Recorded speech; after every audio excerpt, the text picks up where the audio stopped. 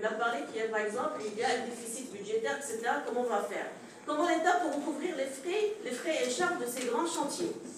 Une politique de soutenabilité basée sur la maîtrise du déficit budgétaire pour arriver vers 3,7 du PIB au lieu de 4 du PIB. Il faut maîtriser l'endettement du trésor. C'est ce qu'il faut faire normalement. Et la demande globale d'une manière générale pour booster l'économie et la croissance économique. C'est tout. Merci beaucoup pour votre attention. شكرا الأستاذة الفاضلة على هذه. الأستاذة في البداية ذكرت أهمية دراسة مشروع الميزانية، وحنا كنعرفوا أن مشروع الميزانية كيمر بواحد المسار، يعني ما كنجيوش وكنحطوا الميزانية. هو في 15 مارس يبدأوا في إعداد المشروع، في 15 ماي نضعوا استراتيجيات ولا تضعوا اقتراحات. Par rapport à ce qu'a dit notre cher collègue M. Elmo. Donc, bien sûr, on a remarqué une dynamique actuelle qui témoigne d'une volonté d'amélioration et d'innovation, mais il appelle également à une vigilance constante pour garantir la soutenabilité. يعني الأوضاع الدولية والسياق الدولي والسياق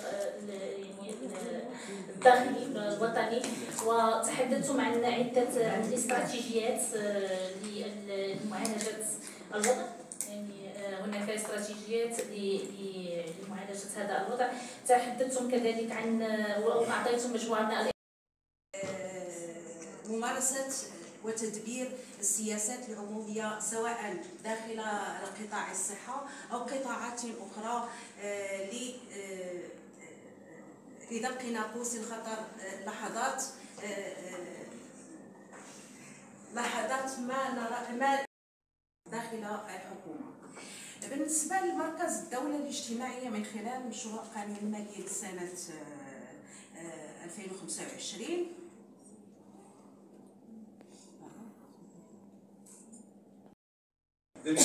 غير هو على العموم ما قاله الأساتذة يعني précédemment si la base de ces mesures, de ces principales mesures fiscales لحقاش parce que on a divers rapports extraits à part, on a divers rapports sur lesquels se base l'État bien sûr pour plus exactement pour les notaires et pour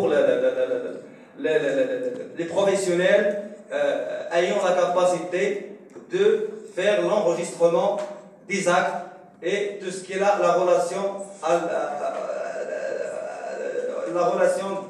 d'enregistrer des actes.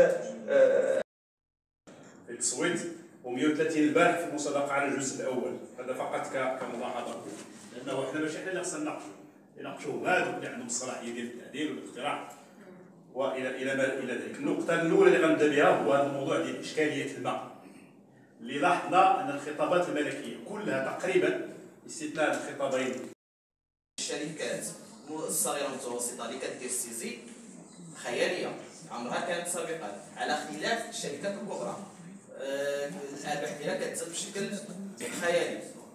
وهنايا نوحي لكم مثلا على الاستاذ دراك بصفه محاسب راه كيشوف داك الشيء بشكل مباشر لدرجه كتوصل بعض المرات ديال 90%.